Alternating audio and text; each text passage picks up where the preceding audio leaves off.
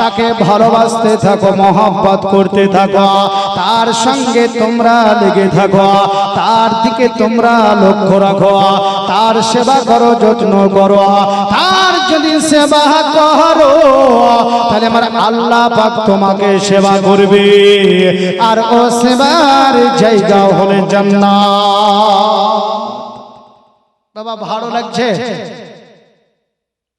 আপনাদের দিকে নাচ খাওয়া বেশি হয়, কিন্তু আমাদের দিকে যদি এতটা নাচ যদি বলতো তো একটা সোতা পেতেন না, সব খেয়ে পালিয়ে যেত।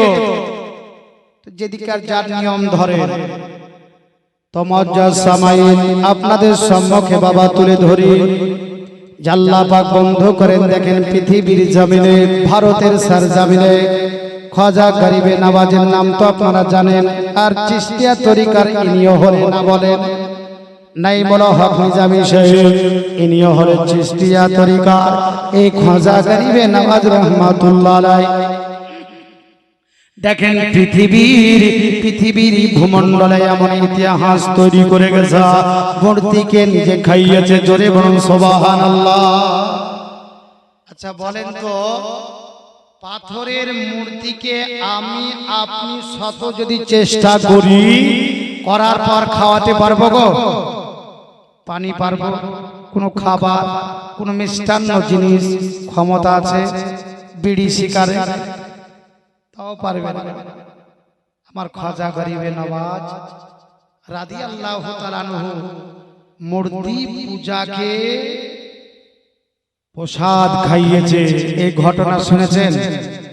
বলেন, মূর্তি পূজাকে প্রসাদ খাইয়েছেন। দেখেন কেমন করে আমার খাজা গরিবে নওয়াজের হিন্দুস্তান জাল্লান নবী আকা মুস্তাফা স্বয়ং আমার খাজা গরিবে নওয়াজের ডিউটি ভারতের জমিনে লাগিয়েছে, ভারতের মানুষকে মানুষ বানিয়েছে, ঠিক না? এই খাজা গরিবে নওয়াজ রহমাতুল্লাহ আলাইহি কিভাবে দেখেন মূর্তি পূজাকে প্রসাদ খাইয়েছে। একজন পণ্ডিত কি করেন, মূর্তি আজকে ওনারা মন্দিরে যাওয়ার পরে পূজা অর্চনা করে তাদের দেবতার সম্মুখে ঝুঁকিয়া বিভিন্ন রকমের মন্ত্র পড়া, কৃষ্ণং কৃষ্ণং শ্রী নন্দ কিশোর সর্বনামে যুগে বলে, কালে কালে আজকে যুগে যুগা আজকে পৃথিবীর জমিনে বসতকে আজকে দূর করার জন্য শ্রীকৃষ্ণ ভগবান পৃথিবীতে অবতার হয়েছে। কেন রামচন্দ্র বাবাকে প্রশ্ন করেছিল, ওগো বাবা, এক নয় দুই নয় ৪৪,৪৪৪ খানা আমি মন্ত্র পড়লাম, পড়ার পরে আবার ৩০,০০০ মন্ত্র আমি মুখস্থ করলাম, ওগো বাবা, কিন্তু এই মন্ত্র তাৎপর্য আমি বুঝতে পারলাম না। সঙ্গে সঙ্গে রামচন্দ্রর বাবা বলেছিল, বেটা কি বুঝতে তুমি পারো না? সঙ্গে সঙ্গে রামচন্দ্র বলেছিল, কালে কালে আজকে যুগে যুগে কালে কালে ওয়াসাদকে বিনাশ করার জন্য আজকে পৃথিবীর ভূমণ্ডলে শ্রীকৃষ্ণ ভগবান অবতার হয়েছে। এটার তাৎপর্য কিন্তু বাবা আমি বুঝতে পারলাম না।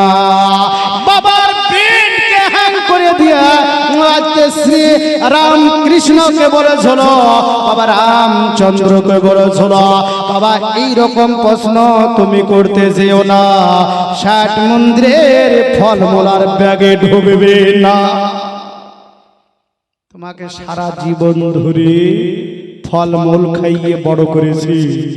বলে, বাবা এটা আমি জানি, আর এই লাইনে পণ্ডিত্য অর্জন করার জন্য আমাকেও আপনিও পড়িয়েছেন, কিন্তু ভুল জিনিস যদি মানুষের সম্মুখে তুলে ধরি, বাবা তো সত্যটা জানা হলো, একটু বলেন, জানা হবে?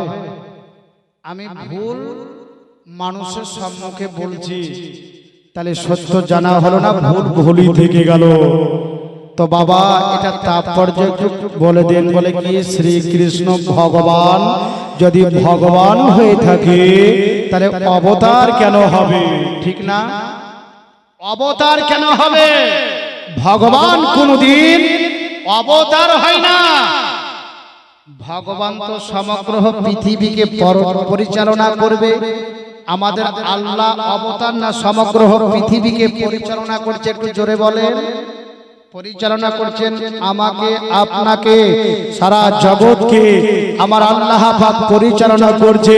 তাহলে শ্রী কৃষ্ণ ভগবান যদি হয়ে থাকে তাহলে অবতার কেন হবে বাবা? এই প্রশ্ন করিস। চিন্তা করেন, দেখেন কত রকমের জিনিস তারা গুপ্ত রেখেছে। তো মজ্জাসামাই মন্দিরের ভিতরে পূজা অর্চনা হয়। উনি ঠাকুর ছিল, বাড়িতে চলে গেছে। তার একজন যুবতী কন্যা ছিল। আজকে কন্যা জিদ ধরেছে, বাবা একদিন আমাকে ওই মন্দিরে পূজা অর্চনা করতে যেতে দাও না। আমি কি অপরাধ করেছি বাবা একটু বলো বলো। জগতের নারীরা ওই আজকে পূজা অর্চনা করতে যায়, মন্দিরের ভেতরে দেবতাকে ডাকতে যায়। আমাকে একটিবারের জন্য কেন আপনি সুযোগ দেন না? বাবা কিন্তু জানে যদি আমার কন্যাটা একবার দেবতার সম্মুখে চলে যায় আর এই ধর্মের মধ্যে দীক্ষিত থাকবে না, মহানবী জগৎ গুরুর ধর্মের দিকে অগ্রসর হবে।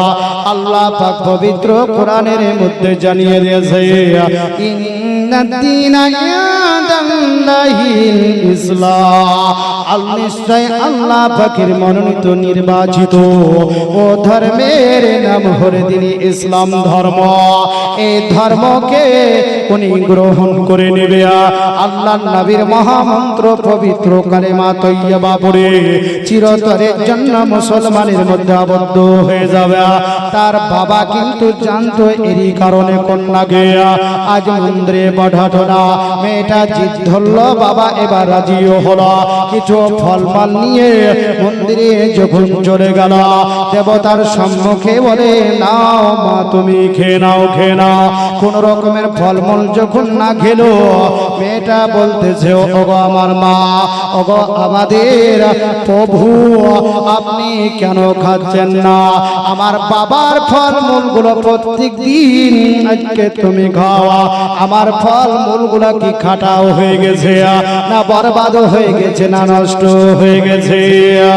বেজান পাথরের জবান তো খুলবে না, মুখ তো খুলবে না, ব্রেন খুলবে না, পাও চলবে না, হাতও চলবে না। কোন রকমের যখন প্রসাদ গুলো না খেল, এই যুবতী রমণী কি করলো? পাথরের উপরে কপালখানা ঠুকতে আরম্ভ করেছে। যতক্ষণ পর্যন্ত আমার ফলমূল গুলো না খাবে, আমি মাথা ঠুকা বন্ধ করব না।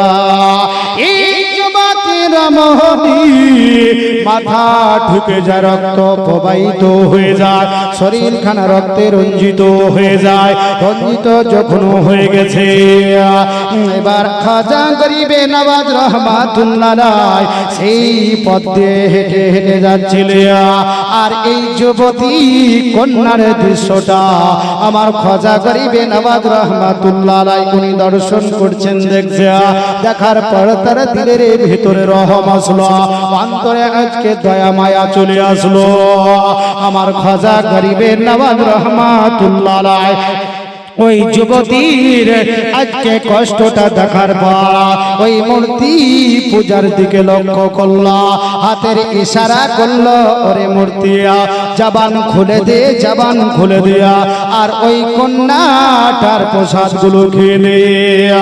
আমার খাজা গরিবে নওয়াজ রহমাতুল্লাহ আলাইহি হিন্দান ওলিয়া আল্লাহ পাকের মেহবুব বান্দা আজ ভারতের জমিনে এসে ভারতের মানুষকে মানুষ বানিয়ে দিয়েছে। যখন এই দেবতার কি হলো, জবান খুলে গেল। আর জবান খোলার পর এবার ওই জবানে বলতে লাগলো, ওরে মা, তোর যতগুলো প্রসাদ রয়েছে সমস্ত প্রসাদ গুলো দে মা, আমি তোর প্রসাদ গুলো খাবো। উনি মাথা ঠোকা বন্ধ করে দিয়েছে। আজ দেবতার দিকে তাকিয়ে দেখছে জবান খুলে গেছে, কথাবার্তা বলতে লেগেছে। এবার ফলমূলগুলো খাওয়ানোর পর বড্ড খুশিও হলা, আনন্দিত হলা। আজ পর্যন্ত কেউ কোনোদিন আমাদের দেবতাকে প্রসাদ বা কোনো ফলমূল খাওয়াতে পারেনি।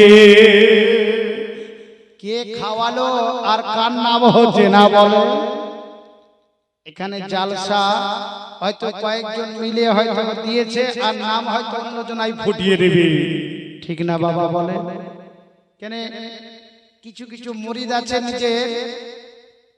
নিজের আশায় আসে, আর কিছু কিছু মুরিদ আছে যে হুজুরকে মহব্বত করার জন্য, ঠিক না বলে?